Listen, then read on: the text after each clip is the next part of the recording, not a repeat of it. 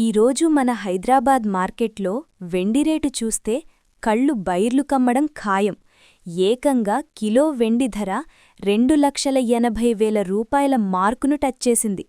10 గ్రాముల వెండి కొందామంటే జేబులోంచి దాదాపు 2,800 రూపాయలు తీయాల్సిందే. కేవలం కొన్ని రోజుల వ్యవధిలోనే కిలో వెండిపై 1,000 రూపాయల భారం పడింది.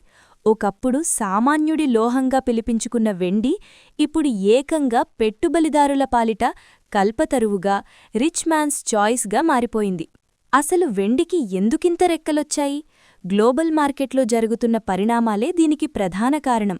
ముఖ్యంగా అమెరికా, ఇరాన్ మధ్య కొనసాగుతున్న టెన్షన్సు, ముడిచమురు సరఫరాలో ఆటంకాలు, అలాగే డాలర్ ఇండెక్స్లో వస్తున్న మార్పుల వల్ల ప్రపంచవ్యాప్తంగా ఇన్వెస్టర్లు స్టాక్ మార్కెట్ల కంటే సేఫ్ హేవెన్ అయిన ప్రెషియస్ మెటల్స్ వైపు పరుగులు తీస్తున్నారు.